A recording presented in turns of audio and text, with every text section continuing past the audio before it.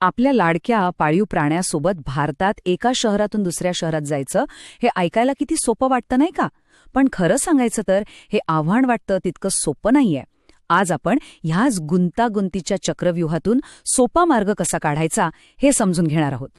हो, हाच तो प्रश्न आहे जो अनेक प्राणीपालकांना सतावतो आणि याचं उत्तर शोधणं म्हणजे एक मोठी कसरतच असते.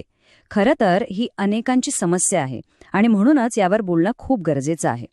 आणि ह्या सगळ्या गोंधळाच्या, सगळ्या त्रासाच्या मुळाशी आहे एक खरं तर धक्कादायक सत्य. आपल्या कायद्याच्या नजरेत आपले हे सोबती, आपले हे मित्र प्रवासी नाहीत, तर ते फक्त सामान आहेत. हो, लगेज. आणि याच एका गोष्टीमुळे संपूर्ण प्रक्रिया इतकी निर्दयी आणि किचकट होऊन बसलीय. चला तर मग या चक्रव्यूहातून बाहेर पडण्याचा मार्ग कसा शोधायचा ते पाहूया. आपण या प्रवासात काय काय पाहणार आहोत त्याची ही एक छोटीशी झलक. आधी हे कोडं समजून घेऊ, मग कागदपत्रांबद्दल बोलू आणि त्यानंतर रेल्वे आणि हवाई प्रवासाचे पर्याय तपासू. आणि सगळ्यात शेवटी जे सर्वात महत्वाचे आहे ती म्हणजे सुरक्षा. प्रवासाचा कोणताही मार्ग निवडण्याआधी सगळ्यात महत्वाचं आहे की आपण ही यंत्रणा समजून घेतली पाहिजे. कायद्याच्या दृष्टीने आपल्या पाळीव प्राण्याची नेमकी स्थिती काय आहे हेच आधी जाणून घेऊया. आता बघा, ही संपूर्ण यंत्रणा इतकी भावनाशून्य का वाटते याचं उत्तर इथे आहे. कायद्यानुसार त्यांना सामान किंवा पार्सल मानलं जातं. याचा अर्थ असा की प्रवासात काही बरवाईट झाल्यास वाहतूक कंपनीची जबाबदारी एखाद्या हरवलेल्या सूटकेस इतकीच मर्यादित असते. विचार करा, तुमच्या लाडक्या सोबत्याला आणि एका बॅगेला एकाच तराजूत तोललं जातंय. चला, आता या प्रवासातल्या पहिल्या आणि सगळ्यात महत्वाच्या टप्प्याकडे वळूया. तो म्हणजे कागदपत्र. कारण इथे एक छोटीशी चूकसुद्धा महागात पडू शकते. ही 3 कागदपत्र म्हणजे तुमच्या प्रवासाचा पाया आहे.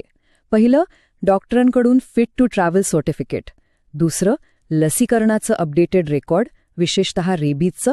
आणि तिसरं, मायक्रोचिप. लक्षात ठेवा, यातली एकही गोष्ट चुकली की समजा तुमचा प्रवास सुरू होण्याआधीच संपला. आणि इथेच खरा गोंधळ सुरू होतो. आरोग्य प्रमाणपत्राच्या वेळेचं गणित बघा. जर रेल्वेने प्रवास करायचा असेल तर सर्टिफिकेट प्रवासाच्या फक्त 24 ते 48 तास आधीचं लागतं. पण विमानाने प्रवास करणार असाल तर ते 7 दिवस आधीपर्यंत चालतं. म्हणजे प्लॅनिंग चुकलं की सगळं चुकू शकतं. आता बोलूया भारतीय रेल्वेबद्दल. मोठ्या पाळीव प्राण्यांसाठी हा खरं तर एक उत्तम पर्याय आहे, पण तो मिळवणं म्हणजे एक मोठा जुगारच आहे. खूप मोठी नोकरशाही आहे. पण जर नशीब चांगलं असेल तर फायदाही मोठा आहे. रेल्वेमध्ये तुमच्या सोबत्यासाठी 2 मार्ग आहेत. एक आहे स्वर्गासारखा एसी फर्स्ट क्लासचा 2 सीटचा खासगी डबा, जिथे तो तुमच्यासोबत आरामात प्रवास करतो.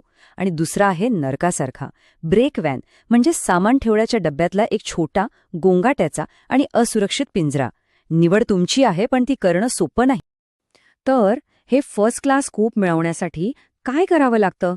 नुसतं तिकीट काढून भागत नाही. आधी 2 तिकीटं बुक करा, मग स्टेशनच्या मुख्य अधिकाऱ्याला एक अर्ज लिहा. गाडी सुटायच्या 4 तास आधी चार्ट तपासा. आणि मग जर कूप मिळालं तरच तुमच्या प्राण्याला सामान म्हणून बुक करा. खूप किचकट आहे, पण हेच करावं लागतं. आणि त्या अर्जात काय लिहायचं? तर हे ते शब्द आहेत जे तुमच्या पत्रात असायलाच हवेत. यात तुम्ही तुमच्या प्राण्याच्या सुरक्षेचा आणि इतर प्रवाशांच्या सोयीचा उल्लेख करता. हे एक छोटंसं पत्र तुमचा पाळीव प्राण्याला ब्रेक व्हॅनच्या त्रासातून वाचवू शकतं. बरं, आता रेल्वे झाली.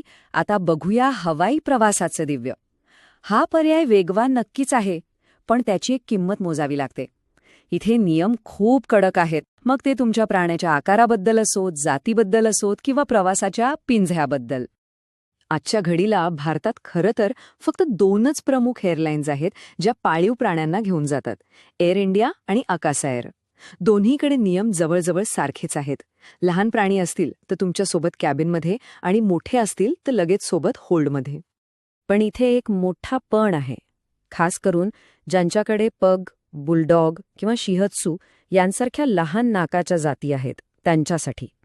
श्वसनाच्या धोक्यामुळे त्यांना विमानाचा होल्डमध्ये घेऊन जाण्यास सरळ सरळ नकार दिला जातो. म्हणजे जर त्यांचं वजन 10 किलोपेक्षा जास्त असेल तर त्यांच्यासाठी हवाई प्रवासाचे दरवाजे बंद आहेत. आणि हा एक असा क्षण आहे जिथे खूप जास्त काळजी घ्यावी लागते. विमानतळावरची सुरक्षा तपासणी. इथे तुम्हाला तुमच्या प्राण्याला पिंजऱ्यातून बाहेर काढून त्याला घेऊन मेटल डिटेक्टरमधून जावं लागतं. हा खूप तणावपूर्ण क्षण असतो. इथे जराही चूक झाली तर तुमचा पाळीव प्राणी घाबरून पळून जाण्याची मोठी शक्यता असते. त्यामुळे एक चांगला हार्नेस खूप महत्वाचा आहे. प्रवासाचे मार्ग तर आपण बघितले, पण या सगळ्यात महत्वाचं काय? तर तुमच्या सोबतियाची सुरक्षा. कारण नियम आणि कायदे कितीही असले तरी त्याची काळजी घेणं ही तुमची जबाबदारी आहे. चला, त्यासाठी काय तयारी करायची ते पाहूया. आता जरा खर्चावर नजर टाकूया, कारण पर्याय निवडताना बजेटचा विचारही करावा लागतो. दिल्ली ते बंगळुरू या प्रवासाचं उदाहरण घेतलं तर रेल्वे सर्वात स्वस्त आहे, त्यानंतर विमान. पण काही प्राण्यांसाठी रस्त्याने प्रवास हा एकमेव पर्याय असतो, जो सगळ्यात महाग आहे. फरक बघा, जवळपास 40,000 रुपये. अनेकदा लोक विचार करतात की प्राण्याला शांत करण्यासाठी प्रवासात गुंगीचं औषध द्यावं. पण थांबा, हे खूप धोकादायक ठरू शकतं. आंतरराष्ट्रीय हवाई वाहतूक संघटना आणि मोठमोठ्या पशुवैद्यकीय संस्था सांगतात की असं अजिबात करू नये, कारण जास्त उंचीवर गुंगीच्या औषधामुळे रक्तदाब कमी होऊन ते प्राणघातक ठरू शकतं. मग उपाय काय? चांगली गोष्ट ही आहे की अनेक सुरक्षित पर्याय उपलब्ध आहेत. बाजारात काही खास फेरोमोन स्प्रे मिळतात, जे त्यांना शांत ठेवतात.